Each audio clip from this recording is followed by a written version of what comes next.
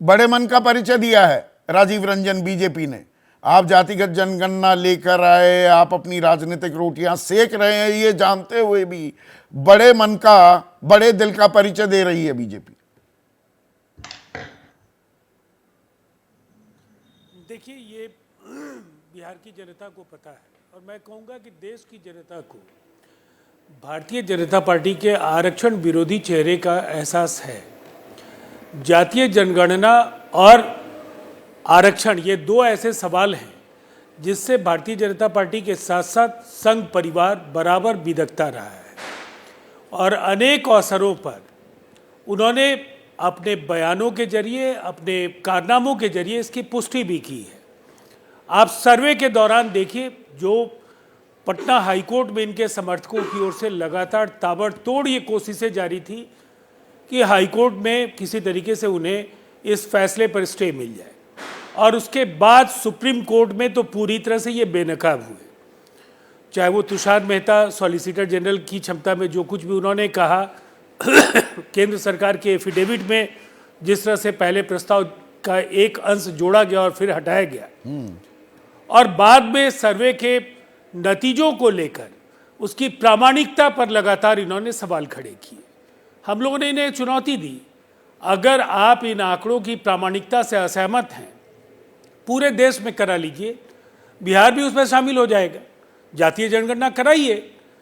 अगर पहले कभी जनगणना आज़ाद हिंदुस्तान में जातीय आधार पर नहीं हुई है तो आंकड़ों को लेकर, इसकी प्रामाणिकता को लेकर के आपका विरोध जायज़ नहीं है, तब तक कि आप इसकी काट में आप जातीय जनगणना पूरे देश में न करा दें। अब तो ये मामला जातीय जनगणना से बीजेपी ने भी, आप जो ये पूरे मसले पर पूरा मजमा जो लूटना चाह रहे थे, उन्होंने पैर अड़ा दिया ना।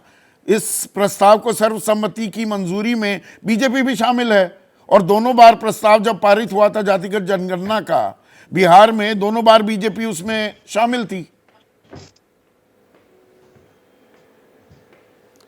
उसमें शामिल थी, लेकिन मैंने आपको जो पटना हाईकोर्ट और उसके बाद सुप्रीम कोर्ट में इनके समर्थकों और केंद्र सरकार के पक्ष को जिस तरह से रखा गया, अब कोई संशय नहीं है कि इनकी राजनीतिक व्यवस्था थी, इस प्रस्ताव के खिलाफ वो जा नहीं सकते थे। हम ये कह रहे हैं कि हमारी सरकार बिहार में है, आपकी सरकार तो केंद्र में है, पूरे देश में इस कालजयी निर्णय को लागू करने का आपके पास अवसर है। जातीय जनगणना आप 2021 में कोविड को लेकर के नहीं करा पाए, 23 तक करा सकते थे, अब तो ये अवसर आपके पास नहीं है। जाते जाते इतना तो कह दीजिए, वैसे आपकी वापसी नहीं होने वाली है, लेकिन आप ये कह दीजिए कि हम सत्ता में आएंगे, जातीय जनगणना कराएंगे और आरक्षण को हम लागू करेंगे पूरे देश में। बिहार का जो आरक्षण का मॉडल है, आरक्षण के इस वर्तमान मॉडल का श्रेय तो निसंदेह नीतीश कुमार जी को जाएगा और बिहार के महागठबंधन के दलों को जाएगा। आप साथ आए हैं, आपकी राजनीतिक व्यवस्था है, और इसका मैं एक बात कहूंगा, अगर आपके पास मेरे लिए समय अभी है, तो मैं एक बात कहना चाहूंगा। देखिए, आस्था और विश्वास सबके लिए बेहद महत्वपूर्ण है। श्री राम सबके हैं, हम सबके हैं।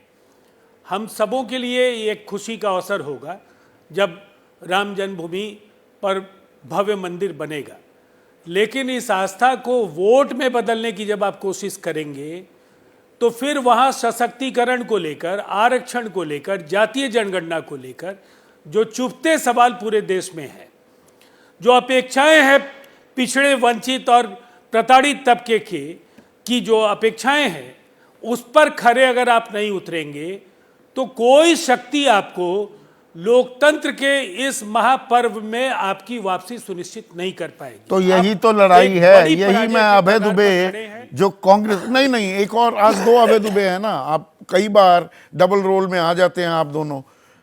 जैसे ही घड़ी का काटा दोपहर 2:30 पे आए, बबीता जी का दिल सास बहू साजिश के लिए मचल जाए।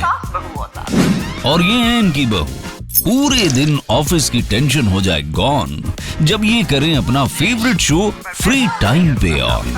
इनकी तरह आप भी देखें अपना फेवरेट शो अपने टाइम पर और डाउनलोड कीजिए एबीपी लाइव ऐप अपने स्मार्ट टीवी पर।